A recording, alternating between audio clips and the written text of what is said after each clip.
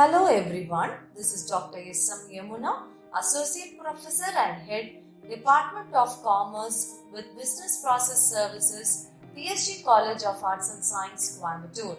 I acknowledge my sincere gratitude to MHRD Teaching Learning Center, Calicut University for the 1-week short-run course on e-content development and course design.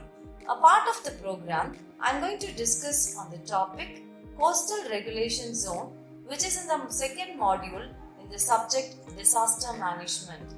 First, I am going to tell you about the learning contents and outcomes of the course. After learning this content, the student will be able to recall the fundamental concepts and the purpose of Coastal Regulation Zone formation in India, discuss the relevant aspects and modifications made in the subsequent amendments of Coastal Regulation Zone, interpret the recent incidents held in India relating to the amendments of Coastal Regulation Zone, judge the progressiveness framed by the revised Coastal Regulation Zone 2018 and 19. Introduction.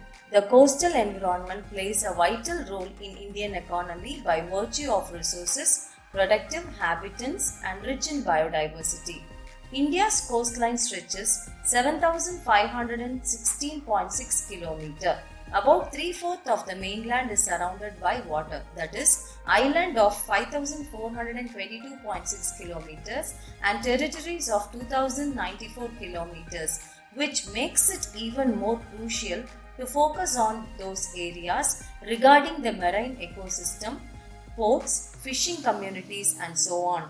The Indian coastline touches 9 states: Gujarat, Maharashtra, Goa, Karnataka, Kerala, Tamil Nadu, Andhra Pradesh, Odisha, West Bengal and 2 union territories, Daman and Diu and Puducherry. The 2 island territories are Andaman and Nicobar Island in Bay of Bengal and Lakshadweep Islands in Arabian Sea. In order to conserve and protect the coastal ecological regions, the Coastal Regulation Act was framed. The Ministry of Environment and Forest, under the Environment Protection Act 1986, issued the Coastal Regulation Zone notification for the regulation of activities in coastal area in February 1991. As per the notification, the coastal land up to 500 meter from the high tide line HTL and the stage of 100 meter along banks of creeks, backwater and rivers subject to the tidal fluctuations is called as Coastal Regulation Zone. Coastal regulation zones along the country has placed in 4 categories, which are as follows. Category number 1, ecological sensitive areas. They lie between the low and high tide line. Exploration of natural gas and extraction of salt are permitted. Example, mangroves, corals, sandtents, national parks, marine parks, sanctuaries, reserve forests, wildlife habitats and other protective areas including biosphere reserves. Category 2, shoreline areas. The areas that have been developed up to or close to shoreline. Unauthorized structures are not allowed to construct in this zone. Examples, Mumbai, Chennai, Vizag and Puducherry. Category number 3, undistributed area. The rural and urban localities which fall outside 1 and 2nd category. Only certain activities relating to agriculture, even some public facilities are allowed in this zone. Category number 4 is territorial area, an area covered between the low tide line and 12 nautical miles seaward. Solid waste should be left off in this zone. Importance of the regulation of coastal zones. Protection of ecological sensitive areas like mangroves, coral reefs, which act as a shield against tsunami and cyclone. Improving the lives of coastal communities like fishing communities. resilient measures for mitigation impacts of climate change and high intensity cyclones to balance the development with conservation of coastal environment. Next, we are going to see the role of central and state governments.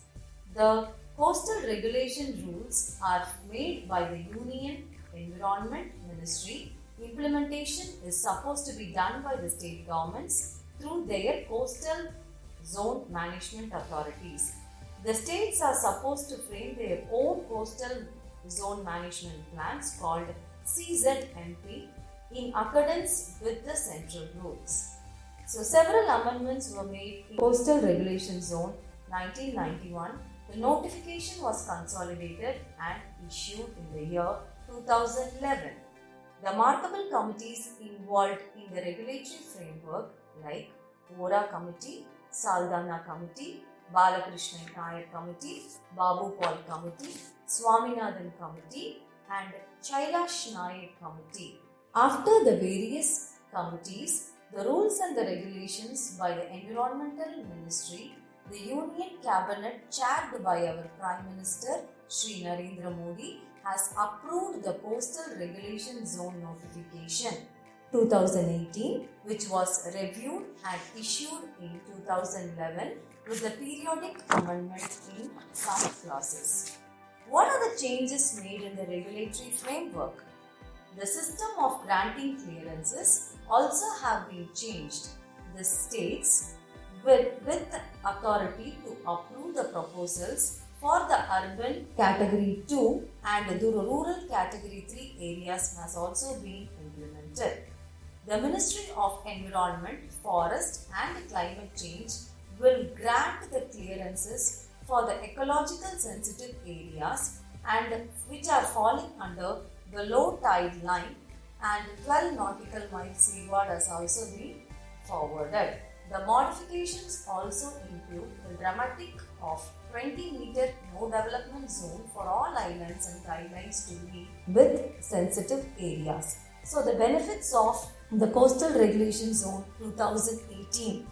The proposed Coastal Regulation Zone notification will lead to the enhancement activities in coastal regions, thereby promoting the economic growth while also respecting the conservation principles of coastal regions. It will not result in the significant employment generation but also better life and add the value of the economy of India. The new notification is expected to regenerate the coastal areas while reducing the vulnerabilities. The significance of the move. The notification aims to encourage the construction of buildings and large tourism activities in the areas which are closer to high tide line. The government has taken the view that both affordable housing availability and tourism will grow if the restrictions on coastal zones are relaxed. However, for tourism expansion, the new scheme will allow the temporary facilities such as stacks, toilet blocks and changing rooms maintaining only slip margin of 10 meters from high tide line. Few issues with this plan. When the draft of the new CRZ notification was published in 2018, the concerns were raised and the two major issues were notified. Maintaining the well-democratic hazard line, factoring in effective climatic change on sea lines, the disastrous impact of periodic cyclones show that coastlines will become even more vulnerable. Protection of fisheries poses a challenge since the relaxation of the development controls should subject them to severe commercial pressures. The decision to allow the construction and the tourist facilities closer to the coast may boost the employment and grow local businesses, but without the strong environmental safeguards, these could damage the fragile ecosystems. With the above forested amendments in 2018, the committee was passed a few progress extended in the year 2019, which could be introduced as a comprehensive additional revisions for the sustainable development of coastal areas and a need for conservation of coastal environment. So the notification was made in the year 2019 and the following objectives were made. In order to arrive at a balanced development needs and protection of natural resources, to prohibit and or to regulate the activities which are harmful for both coastal communities and environment, to plan the sustainable management so that the livelihoods of millions of people are protected and the coastal environment is preserved for near future. The 2019 norms replaced the existing CRZ norms of 2011, and the new CRZ norm aimed to promote the substantial development based on scientific principles. There is no reduction in the development zone. So this plan has focused on category 3, separating two categories A and B. The floor space index norm has been erased. Tourism infrastructure permitted in coastal areas. Coastal regulation zone clearances streamlined. No development zone of 20 meters as island. Critically vulnerable coastal areas has been notified. Conflict. However, these rules are not from critics and various environmental activities who states that notification has simplified the procedures for environmental clearances and this will open up a sensitive areas to real estate agents, further degrading the coast, and they also say that the notification has failed to address few concerns raised by the fishermen. So I conclude by saying that coastal regulation notifications has been amended 34 times from the implementation of regulation is to protect the coastal areas for the last 2.5 decades. This regulation critical of conservation and livelihood protection on coast. The CRZ notification 2019 regulates to achieve and promote the sustainable development based on scientific principles. Always, the coastal governance was kept out for the review process by the state coastal management authorities. These bodies are responsible for implementing regulations in respective states and union territories. They should coordinate and prepare the coastal plan, apprise the project proposal, identify and assess the CRZ violations, and make necessary conservations of ecological importance. From this, a balanced approach is to achieve the development goals without hurting the environment.